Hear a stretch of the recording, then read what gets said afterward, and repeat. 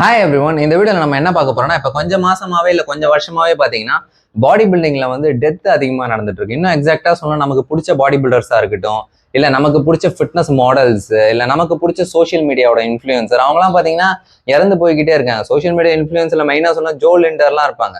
அந்த செஸ்ட் ஷேக் பண்ணுவாங்களே, இப்போ பிக்சர் போடுறேன். பட் அவங்கலாம் பார்த்தீங்கன்னா நிறைய பேருக்கு ஒரு இன்ஸ்பிரேஷனா இருப்பாங்க. ஏன்னா நான் வந்து நிறைய கிளைண்ட்ஸை ட்ரைன் பண்ணியிருக்கேன். என்கிட்ட வந்து கேட்குறவங்க மேல் கிளைண்ட்ஸ் என்ன சொல்லுவாங்கன்னா, எனக்கு வந்து ஜோ லிண்டர் ஆக முடியுமா, அந்த மாதிரி ஒரு அஸ்தட்டிக்கான பிசிக்கை கொண்டு வர முடியுமா அப்படிலாம் கேட்பாங்க. ஸோ அந்த மாதிரி டைம்ல அவங்களாம் இறந்து போகிறது வந்து இப்போ நிறைய பேருக்கு வந்து ஒரு பயத்தை ஏற்படுத்தியிருக்கு. அவங்க பண்ண கேட்குறாங்க. இப்போ நானுமே ரெகுலரா ஜிம் வரேன், ஒர்க் அவுட் பண்றேன், எனக்கு வந்து பாடி பில்டிங் பண்ணணும்னு ஆசையா இருக்கு. அப்ப எனக்கும் ஹார்ட் அட்டாக் வந்துருமா, எனக்கும் கொலஸ்ட்ரால் ப்ராப்ளம் வருமா, நானும் இறந்து போயிடுவேனா அப்படின்னு கேட்குறாங்க. அதுக்கு ரீசன் வந்து என்னங்கிறத நம்ம தெளிவா பார்க்க போறோம். எதனால பாடி பில்டிங்கோட டெத் நடக்குதுங்கிறது. ஓகே, என்னோட எக்ஸ்பீரியன்ஸ்ல லைக் நான் அப்சர்வ் பண்ணதெல்லாம் வச்சு சொல்ல போறேன். அதுக்கு முன்னாடி நிறைய பாடி பில்டர்ஸ் வந்து நான் இப்போ கொஞ்சம் லிஸ்ட் எடுத்து வச்சிருக்கேன். இந்த லிஸ்ட்ல பாத்தீங்கன்னா எத்தனை பேர் எழுதி வச்சிருக்கேன்னா ஒரு 20 பேர் எழுதி வச்சிருக்கேன்.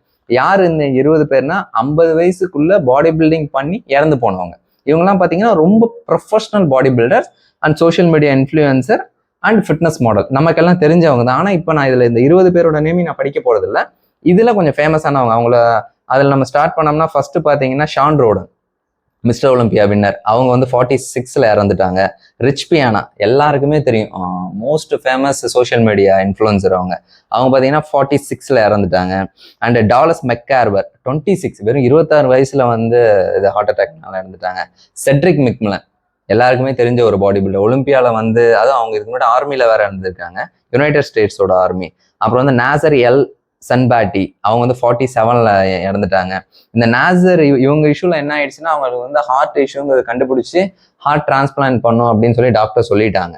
சொன்ன அப்புறம் என்ன பண்ணாங்க, சரி ஓகே எல்லாம் ஹார்ட் டிரான்ஸ்பிளான்ட்லாம் ஏற்பாடு பண்ணி கொண்டு போயிட்டாங்க. பட் ஆனால் அந்த ஆப்ரேஷன் தேட்டர் கொண்டு போவாங்கல்ல, ஹார்ட் டிரான்ஸ்பிளான்ட் பண்ணலான்னு சொல்லிட்டு, அந்த கொண்டு போகக்கூடிய டைம்ல அவங்க இறந்துட்டாங்க. ஸோ எந்த மாதிரிலாம் நடக்குதுன்னு பாருங்க. அண்ட் வந்து அப்புறம் வந்து லூக் சாண்டோ. இந்த லூக் சாண்டோ வந்து அவங்களும் வந்து ஒரு ஒலிம்பியன் பாடி பில்டர் தான். அவங்க 31ல இறந்துட்டாங்க. அப்புறம் அடுத்து வந்து பாத்தீங்கன்னா மைக் மென்சர், எல்லாருக்குமே தெரியும். அவரோட ஒர்க் அவுட் பேட்டர்னால நம்ம நிறைய பேர் ஃபாலோ பண்ணியிருப்போம். அவங்க பாத்தீங்கன்னா 49ல இறந்துட்டாங்க. அதுக்கப்புறம் பாத்தீங்கன்னா ஜோ லிண்டர், நான் ஆல்ரெடி சொல்லியிருப்பேன், 30ல இறந்துட்டாங்க. அப்புறம் வந்து பாத்தீங்கன்னா இலியா கோலம், அவங்க வந்து 36ல இறந்துட்டாங்க. இந்த லிஸ்ட் எல்லாமே பாத்தீங்கன்னா ப்ரொஃபஷ்னலா, அதாவது இந்த இன்ஃபர்மேஷன் வந்து ரொம்ப ஃபேமஸானவங்களுக்கு வந்து இந்த ஆத்தரைஸ்ட் இன்ஃபர்மேஷன் சொல்லுவாங்கல்ல, அந்த லிஸ்ட்ல தான் எடுத்திருக்கேன். இதுல நான் ஃபீமேல் பாடி பில்டர்ஸ் நான் எடுக்கல, ஃபீமேல் ப்ரொஃபஷனல் பாடி பில்டர்ஸை நான் எடுக்கல, இந்தியன் பாடி பில்டர்ஸை நான் எடுக்கல. ஓகேவா, எல்லாருமே இன்டர்நேஷனல் ஸ்டாண்டர்ட்ஸ் அவங்கள தான் வந்து நான் எடுத்திருக்கேன். இதுலேருந்தே புரிஞ்சுக்கோங்க, இதுலேயே நான் 20 பேர் லிஸ்ட் எடுத்திருக்கேன். இது இல்லாமல் அன்அஃபிஷியலா ஏகப்பட்ட டெத் இருக்கு. இதுக்கு மெயின் காரணம் என்னன்னு பார்த்தீங்கன்னா, number 1 high caloric diet. Yes, high calorie diet வந்து அவ்வளோ ஒரு இம்பாக்டை ஏற்படுத்துமான்னு கேட்டால் கண்டிப்பா ஏற்படுத்தும். ஃபார் எக்ஸாம்பிள் வந்து இதுல வந்து நம்ம ஜே கட்லரோட டயட்டை ஒரு எக்ஸாம்பிளா எடுத்துக்கணும். ஏன்னா J கட்லர் 4 time mister Olympia, almost fitness ஃபீல்ட்ல இருக்கிற எல்லாருக்குமே தெரிஞ்சிருக்கும் ஜே கட்லர் யாருன்னு சொல்லிட்டு.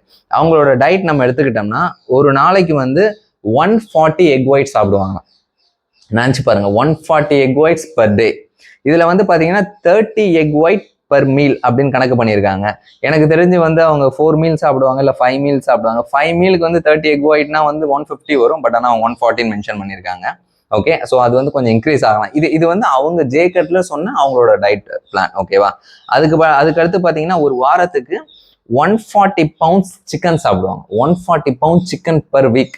அந்த பவுண்ட்ஸை நம்ம அப்படியே கிலோகிராம்ல கன்வெர்ட் பண்ணோம்னா பாதி போடுவோம். ஸோ ஆல்மோஸ்ட் வந்து ஒரு 65 to 70 kilogram chicken per week. ஓகேவா, அதுக்கு அடுத்து பாத்தீங்கன்னா 5 பவுண்ட்ஸ் மீட் எவ்ரிடே. ஒரு நாளைக்கு வந்து 2.5 கிலோ கறி சாப்பிடுவாங்க. அது மட்டும் இல்லாம 5 பவுண்ட்ஸ் ஃபிஷ் எவ்ரிடே. கம்பீட் பண்ற டைம்ல பாத்தீங்கன்னா ஒரு நாளைக்கு வந்து 2.5 கிலோ ஃபிஷ் சாப்பிடுவாங்க. இது இல்லாம அவங்களோட டயட்ல பாத்தீங்கன்னா சிக்கனும் ரைஸும் வந்து காமனா இருக்கும் அப்படின்னு சொல்லியிருக்காங்க. அதுக்கப்புறம் வந்து ஜே கட்லர் கிட்ட என்ன கேட்டாங்கன்னா, எவ்வளவு ப்ரோட்டீன் நீங்க கன்சியூம் பண்ணீங்க அப்படின்னு கேட்டாங்க. அதுக்கு ஜே கட்லர் சொல்லியிருக்காங்க, நான் ரொம்ப மினிமம் அமௌண்ட், ரொம்ப மினிமமா நான் கன்சியூம் பண்ணாலே நான் 400 கிராம் ப்ரோட்டீன் கன்சியூம் பண்ணுவேன் அப்படின்னு சொல்லியிருக்காங்க. ஆக்சுவலாக அவங்க நார்மலா 600 கன்சியூம் பண்ணுவாங்க, இல்லை அந்த மாதிரி கன்சியூம் பண்ண முடியலன்னா வந்து 400 கிராம் கன்சியூம் பண்ணுவாங்க அப்படின்னு சொல்லியிருக்காங்க. நினைச்சு பாருங்க, ஒரு நாளைக்கு 400 கிராம் ப்ரோட்டீனுங்கிறது நம்ம லிவரும் கிட்னி என்ன ஆகும், ப்ராசஸ் பண்ண முடியுமா? எவ்வளோ கஷ்டப்படும். ஸோ இதை நம்ம கண்டினியூஸாக பண்ணுறதுனால தான் நமக்கு பல ப்ராப்ளம்ஸ் வருது. அதுக்கடுத்து பார்த்தீங்கன்னா டைஜஸ்டிவ் ஹெல்த்தை வந்து இந்த பாடி பில்டிங் கம்ப்ளீட்டாக பாதிக்கப்படும். அதுக்கு ரீசன் என்னன்னு கேட்டிங்கன்னா, எவ்ரி 2 to 3 hours ஒன்ஸ் வந்து அவங்க மீல்ஸ் சாப்பிட்டுக்கிட்டே இருக்காங்க. எல்லா மீல்ஸும் பார்த்தீங்கன்னா ஹெவியான மீலாக இருக்குது. இப்போ ஃபார் எக்ஸாம்பிள் வந்து இப்போ 400 கிராம் ப்ரோட்டீன் எடுக்கிறாங்க, நம்ம மினிமம் லெவலே வச்சுக்கலாம். ஒரு மீலுக்கு பார்த்தீங்கன்னா ஒரு 100 கிராம் சாப்பிட்றாங்க. அப்போ 100 கிராம் ப்ரோட்டீனு, ஒரு 200 கிராம் கார்போஹைட்ரேட்ஸு, ஒரு 50 கிராம் ஃபேட்ஸ்னா ஒரு மீலுக்கு வந்து டைஜஸ்டிவ் சிஸ்டத்தால ஒன்றும் பண்ண முடியாது. அது பாவம். ஓகேவா? அதுக்கு அடுத்து நம்ம தேர்டு மோஸ்ட் இம்பார்ட்டண்டான ரீசன் என்னன்னா சப்ளிமெண்டேஷன். ஏன்னா நான் பாடி பில்டிங் பண்றேன்ட்டு எல்லா சப்ளிமெண்ட்ஸும் எடுத்துறாங்க. இப்போ நான் இதில் மென்ஷன் பண்ற சப்ளிமெண்ட்ஸ் பார்த்தீங்கன்னா, எனக்கு தெரிஞ்சு இதுல நான் நிறைய சப்ளிமெண்ட்ஸ் யூஸ் பண்ணியிருக்கேன், என் ஃப்ரெண்ட்ஸ் நிறைய சப்ளிமெண்ட்ஸ் யூஸ் பண்ணியிருக்காங்க. அதை மட்டும் தான் மென்ஷன் பண்ணிருக்கேன். இது இல்லாமல் ஏகப்பட்ட சப்ளிமெண்ட்ஸ் இருக்கு. எக்ஸாம்பிள் சப்ளிமெண்ட் மட்டும் நான் நோட் பண்ணியிருக்கேன். அதுல நம்பர் 1 பார்த்தீங்கன்னா whey protein, number 2 creatine, BCAAs, glutamine. இது இல்லாமல் ப்ரீ ஒர்க் அவுட்ல பார்த்தீங்கன்னா ஏகப்பட்ட சப்ளிமெண்ட் இருக்கு. நைட்ரிக்ஸ் ஆக்சைடு, இல்லை கெஃபின் சப்ளிமெண்ட், அந்த மாதிரி நிறைய இருக்கு. இது இல்லாமல் அமினோஸ்னு சொல்லிட்டு எடுப்பாங்க. பாடி வந்து ஆனபாலிக் ஸ்டேஜ்ல மெயின்டைன் ஆகணும். அதுக்கப்புறம் multi vitamin, vitamin E, calcium, omega 3, B complex, night supplement, ZMN சொல்லுவாங்க, ஜிங்க் மெக்னீசியம் அஸ்பரேட். அது இல்லாமல் லிவ் 50. அப்புறம் மில்க் திசில் சப்ளிமெண்ட். மில்க் திசிலோட கான்செப்ட் என்னன்னா கைனகோமாஸ்டியா ஃபார்ம் ஆகக்கூடாது. லீவ் 50 வந்து உங்களோட லிவரை ப்ரொடெக்ட் பண்ணும் அப்படின்னு சொல்லிட்டு. அதுக்கப்புறம் பார்த்தீங்கன்னா வைட்டமின் டி சப்ளிமெண்ட், அதுக்கப்புறம் கொலாஜன், அதுக்கப்புறம் ஃபேட் பர்னர்ஸ். இவ்வளோ சப்ளிமெண்ட்ஸ் எடுக்கிறாங்க. இப்போ இவ்வளோ சப்ளிமெண்ட்ஸ் நம்ம பாடியால் ப்ராசஸ் பண்ண முடியுமா? கண்டிப்பாக முடியாது. ஷார்ட் டியூரேஷனில் உங்களுக்கு எந்த வித இம்பாக்டையும் கொடுக்காது. அதுவே நீங்கள் லாங் டேர்மாக பண்ணும்போது இந்த மாதிரி இஷ்யூஸில் போய் நீங்கள் மாட்ட தான் செய்வீங்க. அடுத்து ஃபோர்த் ரொம்ப முக்கியமான இஷ்யூ இந்த டெத்துக்கு என்ன காரணம்னா ஸ்டெராய்ட்ஸ். S, ஆனபாலிக் steroids. நீங்கள் பாடி பில்டிங் பண்ணணும்னா ஸ்டெராய்ட்ஸ் இல்லாமல் உங்களால் பண்ணவே முடியாது. ஃபர்ஸ்ட் ஆஃப் ஆல் வந்து இந்த ஆனபாலிக் ஸ்டெராய்ட்ஸோட கான்செப்ட் என்னன்னு எடுத்துக்கிட்டிங்கன்னா, உங்கள் பாடியை வந்து பார்த்தீங்கன்னா எப்போதுமே வந்து ஆனபாலிக் ஸ்டேட்லேயே மெயின்டைன் பண்ணிட்டு இருக்கும். நம்ம பாடியை வந்து பார்த்தீங்கன்னா நம்ம 2 ஸ்டேட்டாக பிரிப்போம். ஒன்று வந்து ஆனபாலிக் ஸ்டேட்னு சொல்லுவோம், இன்னொன்று வந்து பார்த்தீங்கன்னா கேட்டபாலிக் ஸ்டேட்னு சொல்லுவோம். சிம்பிளாக சொல்லணும்னா ஆனபாலிக் ஸ்டேட் வந்து மசில் பில்டிங் ஃபேஸ் அப்படின்னு சொல்லுவாங்க. கேட்டபாலிக் ஸ்டேட்டை வந்து மசில் லாஸ் ஃபேஸ் அப்படின்னு சொல்லுவாங்க. உங்களுக்கு மசில் பில்டிங் ஆகிட்டே இருந்ததுன்னா அந்த ஸ்டேட் ஆனபாலிக், மசில் பில்டிங் ஆகலைன்னா அந்த ஃபேஸ் வந்து கேட்டபாலிக் ஸ்டேட், அவ்வளோதான். அப்புறம் இன்னொன்று என்னன்னா, இந்த ஸ்டெராய்ட்ஸ் வந்து பார்த்தீங்கன்னா உங்களோட பாடியை கம்ப்ளீட்டாக க்ரோ பண்ணும். ஸ்டெராய்ட்ஸுக்கு வந்து நம்ம மசிலை மட்டும் தான் க்ரோ பண்ணணும், வேற எதையும் க்ரோ பண்ணக்கூடாது அப்படின்லாம் தெரியாது. நீங்க அந்த ஸ்டெராய்ட்ஸை இன்ஜெக்ட் பண்ண ஆரம்பிச்சிட்டீங்கன்னா உங்களோட என்டையர் பாடி வந்து க்ரோ ஆகும். நீங்க க்ரோத் ஹார்மோன் யூஸ் பண்ணுவீங்க, IGF, insulin growth factor 1 use பண்ணுவீங்க. இதெல்லாம் யூஸ் பண்ணும்போது என்ன ஆகும்னா உங்களோட ஹார்ட் பெருசாகும், லங்ஸ் பெருசாகும், லிவர் பெருசாகும், கிட்னி பெருசாகும். ஏன்னா என்டையர் பாடியும் பெருசாகும், அட் த சேம் டைம் பார்த்தீங்கன்னா மசிலும் பெருசாகும். ரிச் பியானோட டெத்தில் வந்து அவங்க என்ன கண்டுபிடிச்சிருக்காங்கன்னா, நார்மலான ஹியூமன் பீயிங்கோட ஹார்ட் வந்து எனக்கு 300 to 350 கிராம்ஸ் இருக்குன்னு வச்சுக்கோங்களேன். ரிச் பியானோட ஹார்ட்டோட சைஸ் பார்த்தீங்கன்னா 700 கிராம்ஸ் to 750 கிராம்ஸ் இருந்திருக்கு டெத்தில் கண்டுபிடிச்சது. எல்லா பாடி பில்டர்ஸ்க்கும் இது வந்து காமனாக இருந்திருக்கு. அவங்களோட ஹார்ட், அதாவது அவங்க ஆர்கன்ஸோட சைஸ்லாம் பார்த்தீங்கன்னா அப்படியே டபுள் த டைம் வந்து பெருசாக இருக்கு. அதுக்கு ரீசன் என்னன்னா இந்த ஸ்டெராய்ட்ஸ் தான். இதோட கான்செப்ட் என்னன்னா, நிறைய பேர் என்ன சொல்றாங்கன்னா, இல்லை நான் வந்து ஸ்டெராய்ட்ஸ் வந்து ரொம்ப கம்மியாக தான் யூஸ் பண்றேன் அப்படிங்கிறாங்க. அதுக்கு நம்ம ஒரு எடுத்துக்காட்டாக சொல்லணும்னா, நான் வந்து ஒரு நாளைக்கு வெறும் 1 ml ஸ்டெராய்டு தான் யூஸ் பண்றேன். 1 ml இவ்வளோதான் வரும் செரிஞ்சில் நம்ம எடுத்தோம்னா. ஓகேவா? 1 ml தான் நான் யூஸ் பண்றேன், இது என்ன பெருசா அஃபெக்ட் பண்ணிடுமா அப்படின்னு கேட்குறாங்க. இதுக்கு சிம்பிளா சொல்லணும்னா, ஒரு கிளாஸ் பால் எடுத்துக்கோங்க. ஒரு கிளாஸ் நல்லா பெரிய கிளாஸ், ஒரு 500 ml சொம்புல பால் எடுத்துக்கோங்க. அதுல வெறும் 1 டிராப் பாய்சனை மிக்ஸ் பண்ணீங்கனால அந்த என்டையர் பாலும் கெட்டு போயிடும். நீங்க ஸ்டெராய்டு யூஸ் பண்றதும் அதே கான்செப்ட் தான். ஒன்ஸ் நீங்க வந்து நல்ல ஹெல்த்தியான டயட் எல்லாமே ப்ராப்பரா ஃபாலோ பண்றீங்க, அதுல 1 டிராப் பாய்சன் ஊத்துறீங்க அப்படின்னா என்ன ஆகும்? உடம்பு கெட்டுதான் போகும். இது இல்லாம நம்ம ஓரல் ஸ்டெராய்ட்ஸ் பத்தி பேசவே இல்லை. அது பேசுனா அது ஒரு தனி டாபிக், உங்களுக்கு எல்லாம் போர் அடிக்கும். அது அவ்வளவு பெரிய விஷயம் இருக்கு.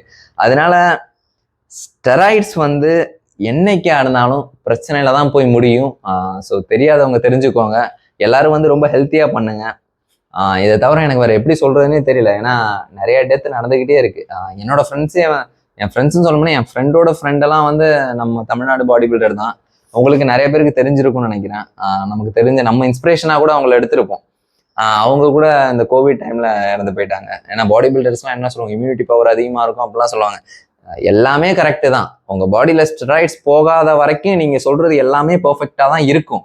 பட் அதுக்கு மேல ஒண்ணுமே பண்ண முடியாது. நீங்க என்னதான் பிளட் ஒர்க் பண்ணாலும், அப்படியே டாக்டரை உங்க பக்கத்திலேயே வச்சுக்கிட்டாலும், உங்களால நீங்க ஸ்டெராய்ட்ஸ் கண்டினியூஸா எடுத்தீங்கன்னா உங்க உயிரை காப்பாத்துறது ரொம்ப கஷ்டம். ஏன்னா இந்த இலியோ கோம்ஸ் இருக்காங்க, ஷான்ரோடெல்லாம் இருக்காங்கல்ல, அவங்களாம் எவ்ரி மந்த்ஸ் வந்து பிளட் ஒர்க் பண்ணுவாங்க. எல்லாத்தையும் செக் பண்ணுவாங்க. டோட்டலா கொலஸ்ட்ரால் ப்ராப்ளமா, இல்லை KFT, LFT எல்லாம் ப்ராப்பரா இருக்கா, என்ன ஹார்ட் இஷ்யூஸ் இருக்கா, ECG எல்லாம் செக் பண்ணுவாங்க. அப்படி செக் பண்ணி உயிரை காப்பாற்ற முடியாம போயிடுச்சு. அதனால நீங்களும் அந்த பள்ளத்துல அந்த குழியில போய் விழுந்து மாட்டிக்காதீங்க. பாடி பில்டிங்ல ரிஸ்க் ஈக்குவல் டு ரிவார்ட் ரேஷியோன்னு இருக்கு. இப்போ நீங்க இவ்வளவு பண்றீங்க, எனக்கு ஒரு 10 லட்சம் பணம் கிடைக்குது, 20 லட்சம் பணம் கிடைக்குது அப்படின்னா ஓகே. இப்போ நம்ம அதுக்கு ஒரு எக்ஸாம்பிள் சொல்லணும். இப்போ நான் மிஸ்டர் இந்தியா பண்ண போறேன், மிஸ்டர் இந்தியாவில் வந்து எனக்கு ஒரு 10 லட்சம் ப்ரைஸ் மணி கிடைக்குதுன்னா அந்த 10 லட்சத்தை வாங்குறதுக்குள்ள நீங்க இங்க 20 லட்சம் செலவு பண்ணியிருப்பீங்க. ஸோ அதை பாருங்க.